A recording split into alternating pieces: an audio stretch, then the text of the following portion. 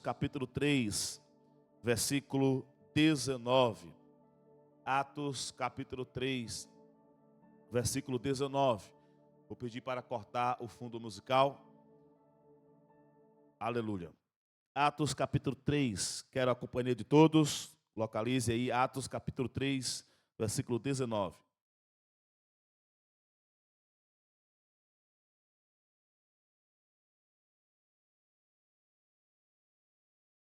Aleluia.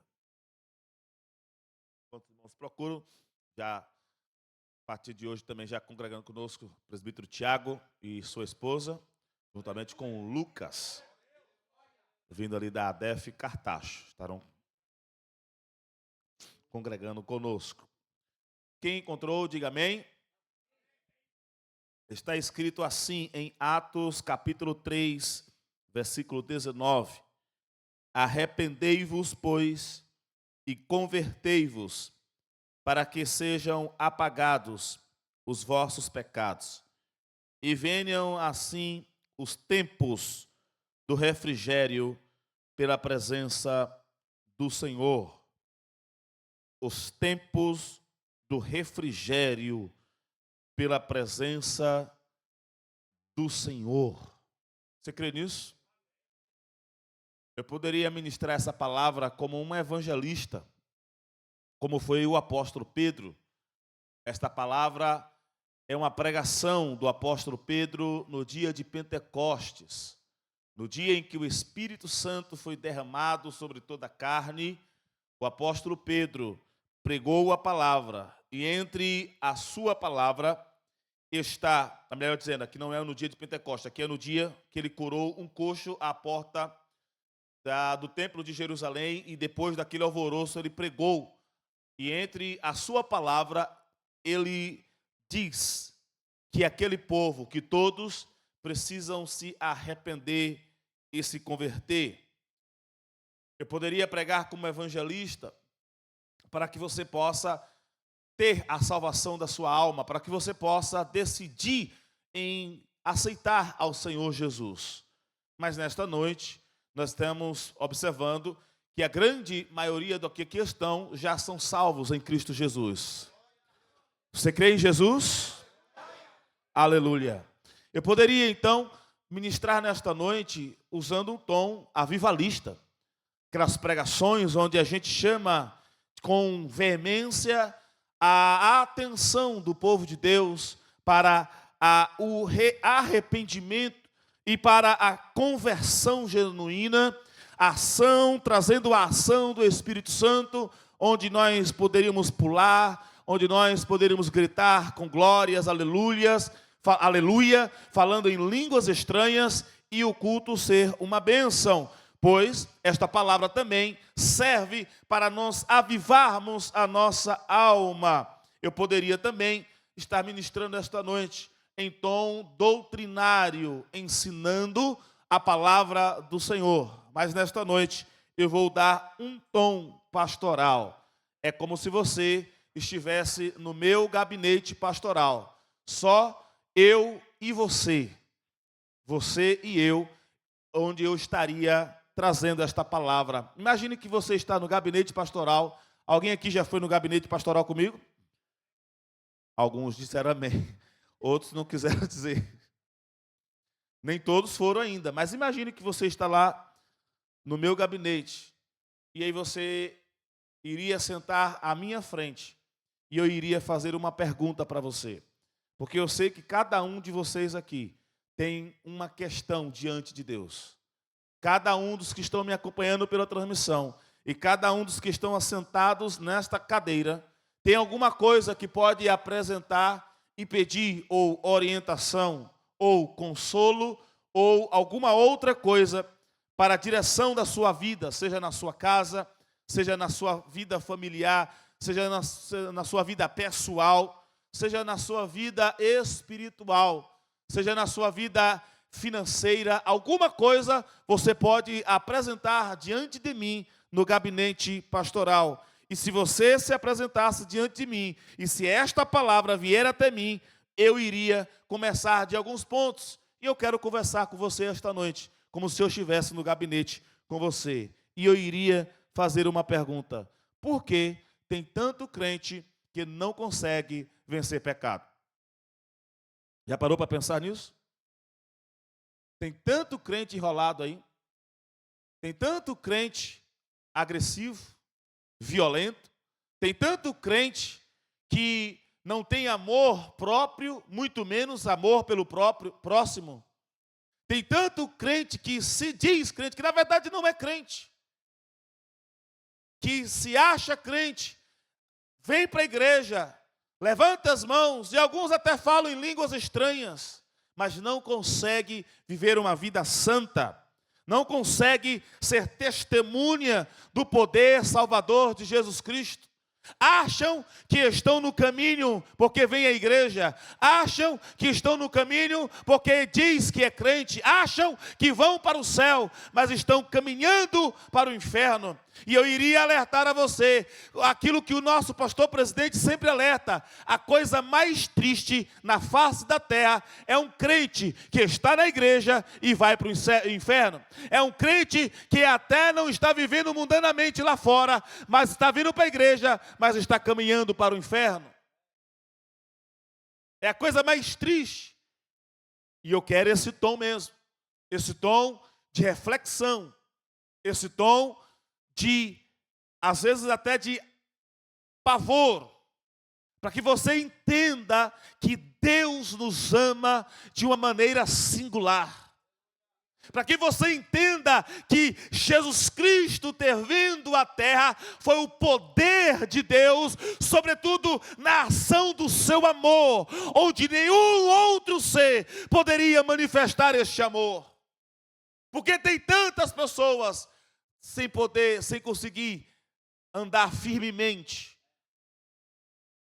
Você talvez diria muitas coisas. Você poderia dizer: por que não vigia? É uma boa resposta. Porque Jesus disse: vigiai e orai, porque aquele que está, o espírito está pronto, mas a carne é fraca. É uma boa resposta. Você poderia dizer: olha, ele na verdade não é exatamente crente, ele é sabor crente, ele é transcrente, ele acha que é crente, ele é enviado do diabo. Eu diria, pode ser uma boa resposta. Mas a bem da verdade, meus amados irmãos, é que muitas pessoas nem têm noção disso. Tem muitos crentes que não têm noção disso, de que estão caminhando para o inferno. Tem muitos crentes que não têm noção disso. Tem muitas pessoas que não fazem ideia do que é ser verdadeiramente um cristão. Tem muitos crentes que não fazem ideia do que é este nosso culto. Até está no culto, mas não faz ideia do que realmente representa levantar as mãos e adorar a Deus. Tem muitos crentes que entraram no começo da fé, mas não deram o passo seguinte. Tem muitos crentes que estão convencidos, mas não estão convertidos. E Deus está chamando convertidos. Deus está chamando pessoas que realmente se converteram dos seus pecados, se arrependeram dos seus pecados e entregaram as suas vidas ao Senhor Jesus Cristo.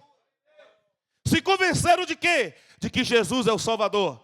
Se convenceram de quê? De que ele é pecador. Se convenceram de quê? De que eles precisam do amor de Jesus. Mas ainda não se converteram. Ainda de fato não se arrependeram. E por isso estão à deriva. Por isso estão cambaleando de um lado para o outro. Por isso estão entre dois pensamentos. Por isso uma hora está firme, outra hora está fracassado. Por isso uma hora estão animados, outra hora estão desanimados. Por isso uma hora estão com vontade e outra hora não estão com vontade. Mas ainda existe ainda existe um povo que se arrependeu e se converteu. Pode estar cansado, mas ele está firme. Seguirei a Jesus. Pode estar passando por tentações, mas ele está firme. Seguirei a Jesus. Pode estar passando por tribulações, mas ainda seguirá a Jesus. Então eu faço a segunda pergunta: como ser como José no Egito? Como ser como José, esposo de Maria, noivo de Maria, ainda não esposo? Como ser como essas pessoas que resistiram até o fim? Como ser como Sadraque, Mesaque e Abednego, que mesmo diante da fornalha não negaram ao Senhor? Como ser como Estevão, que mesmo diante da morte não negou ao Senhor? Já parou para pensar? Se você estiver diante da morte e tiver a proposta, negue a Jesus, você não negaria Jesus? Estamos em um gabinete. E eu quero que você pense. Eu sei que o culto é de domingo. Eu sei que o culto é evangelístico, é de celebração. Mas é preciso pensar. Se Jesus voltar hoje, eu estou pronto para subir com Ele? É preciso pensar. Se tentarem a minha fé, eu vou permanecer firme no Senhor? Porque estamos diante de um texto onde o apóstolo Pedro e o apóstolo João estão fazendo sinais e maravilhas, estão pregando o evangelho, vão ser presos, mas eles estão alegres. Eu servirei ao Senhor. Estamos diante de um culto onde já declaramos: eu e minha casa serviremos ao Senhor. Mas será que você já está convertido, ou você só está somente convencido de que precisa servir ao Senhor? Diante de um movimento pentecostal, diante de um culto onde o milagre de Deus se apresentou diante de um coxo que de uma hora para outra começou a pular e a glorificar ao Senhor, há uma palavra: arrependei-vos e convertei-vos.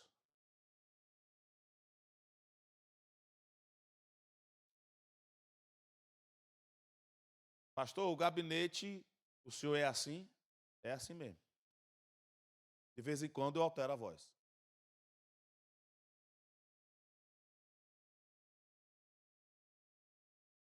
Como está a sua vida? Pastor, como é que eu vou saber se eu sou só convencido ou convertido? É fácil, você olha o seu dia hoje.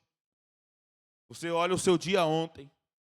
Você olha o seu dia ontem de ontem.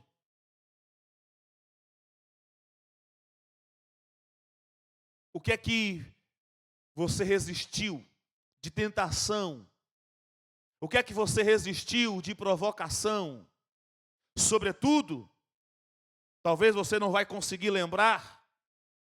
Se você fizer um exercício, você vai se lembrar. Você foi tentado hoje, você foi tentado ontem, você foi tentado ontem de ontem. Mas se tiver dificuldade de lembrar, pense um pouquinho. Qual é o meu propósito? Tem gente que acha que a felicidade está em ser feliz aqui na terra. Tem gente que acha que a felicidade está em ter um relacionamento conjugal 100% perfeito. Tem gente que acha que a felicidade está em ter toda a sua vida financeira resolvida. Tem gente que acha que a felicidade está em não ser provocado e você ser triunfante e estar por cima em todos os momentos. Os apóstolos venceram em todo momento. Venceram quando curaram aquele coxo. Venceram quando apanharam e não negaram que Jesus é o Senhor.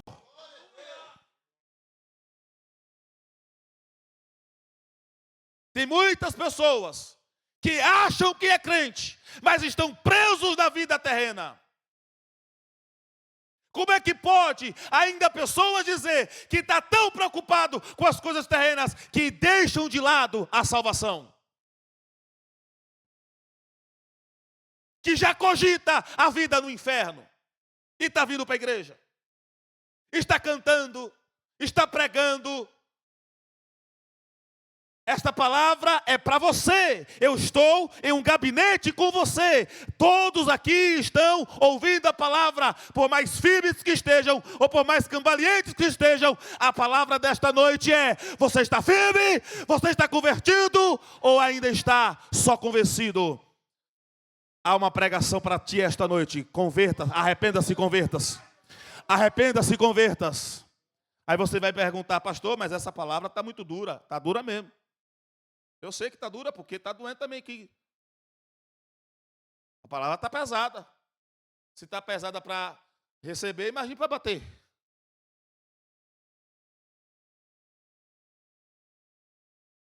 Mas não tem peso nenhum, irmãos. Se você parar para pensar, se você parar para raciocinar agora, não tem peso nenhum. Tem peso coisa nenhuma. Tem dificuldade coisa nenhuma. Tem problema coisa nenhuma. Esta é a pregação do evangelho que transforma. Esta é a pregação do evangelho que salva. Esta é a pregação do evangelho que liberta. Esta é a pregação do evangelho que cura. Esta é a pregação do evangelho que dá esperança para ir para o céu. Esta é a pregação do evangelho daqueles que permanecem firmes e vão chegar nos céus. Qual é a dificuldade aqui? Qual é o peso?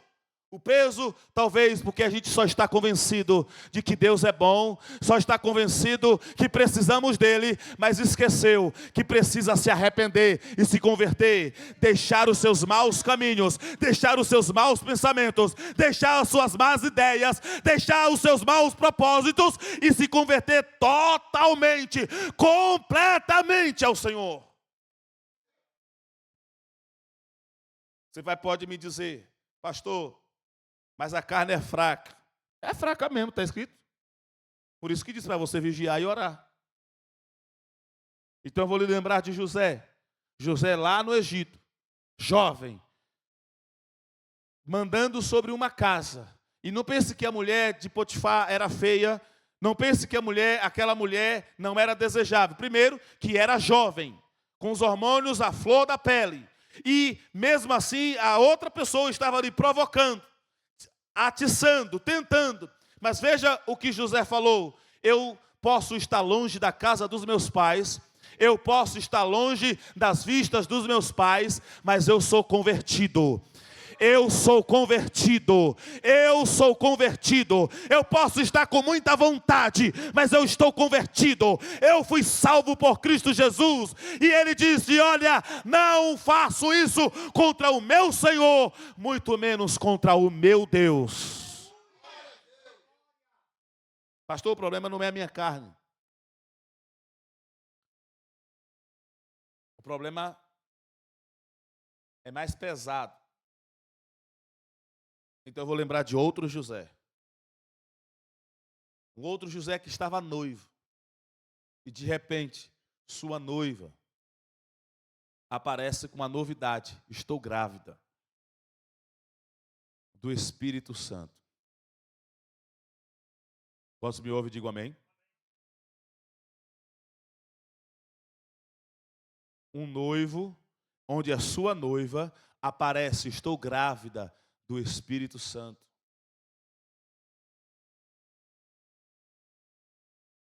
E vai ser o salvador da humanidade. Você já parou para pensar que essa conversa não cola?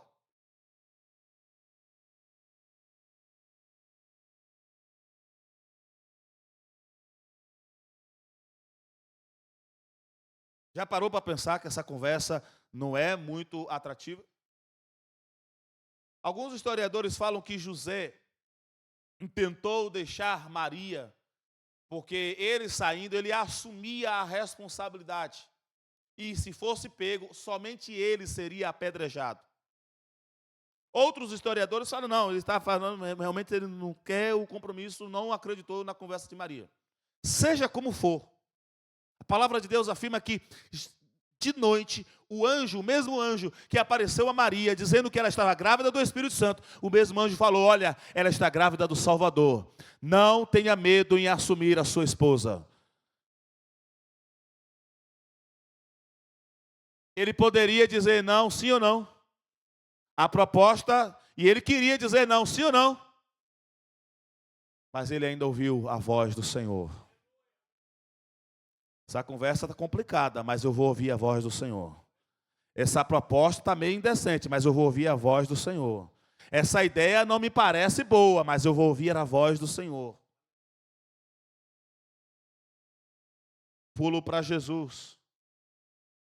Jesus, no ápice da sua dor. As pessoas não fazem noção disso. Não têm noção disso. Jesus pensou em desistir. Se possível for, passa de mim este cálice.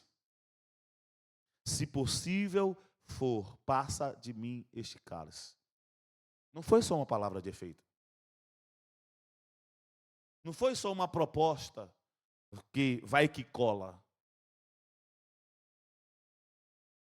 A dor estava insuportável.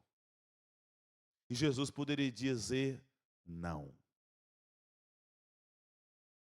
Mas ele, antes mesmo da resposta de Deus, não seja feita a minha vontade. E eu imagino que você já chegou aonde eu quero chegar. Eu imagino que você já entendeu o que eu quero passar. Crente que é crente não vive sobre as suas vontades. Crente que é crente convertido não vive sobre os seus desejos. Crente que é crente não vive sobre os seus propósitos. Crente quer morar nos céus. Crente que é crente quer morar nos céus. Por isso, para morar nos céus, arrependei-vos e convertei-vos. Arrependei-vos e convertei-vos. Como é que eu sei se eu sou apenas convencido ou se eu já estou convertido? É se você já tomou a decisão de obedecer à vontade de Deus em detrimento da sua vontade. É se você está fazendo a vontade de Deus em detrimento ao seu querer. É se você está fazendo a vontade de Deus em detrimento ao seu gosto, ao seu propósito, ao seu projeto. Convertei-vos e arrependei-vos e convertei-vos. Essa pregação, essa palavra está diante de um culto pentecostal, que começou com um homem sendo curado, que um homem que estava mendigando porque não podia andar e agora está pulando, não se sabe como, mas está pulando diante de uma palavra: eu não tenho ouro, eu não tenho prata, e o que eu tenho eu te dou, levanta e anda. E ele levantou e andou, e o povo começou a glorificar, a exaltar, a adorar a Deus. Mas no final o que Deus quer é convertidos, o que Deus quer é arrependidos.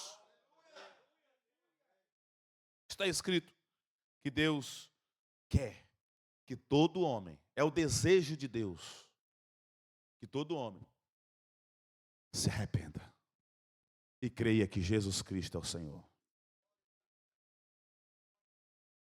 Vamos terminar o gabinete?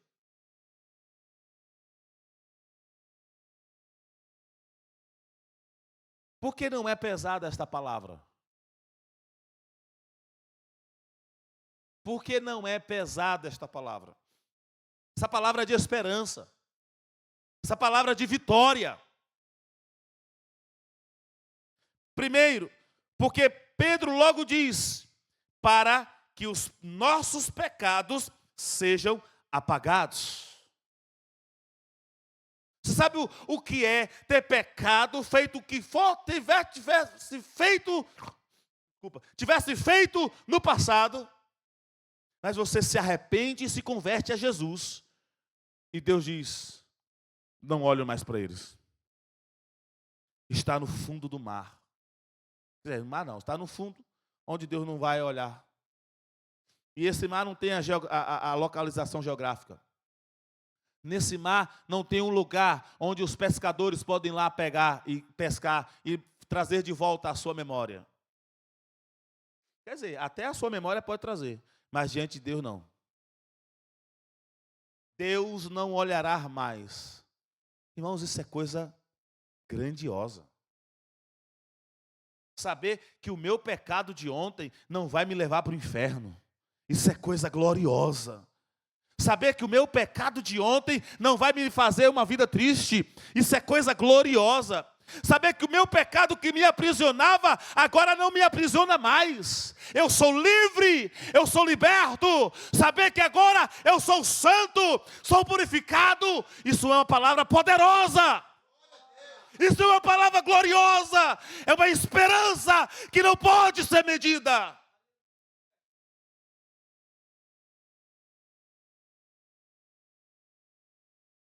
E você está se perguntando, para que o pastor tirou o fundo musical? É para você pensar, irmão. Você é convencido ou já está convertido? Porque Deus quer perdoar os seus pecados. Deus quer perdoar os seus pecados. E a prova é que Ele mandou o seu Filho Jesus aqui na terra. E a prova que Jesus, sendo Deus, mesmo desejando não completar a obra, mas fez a vontade do Pai e completou a boa obra.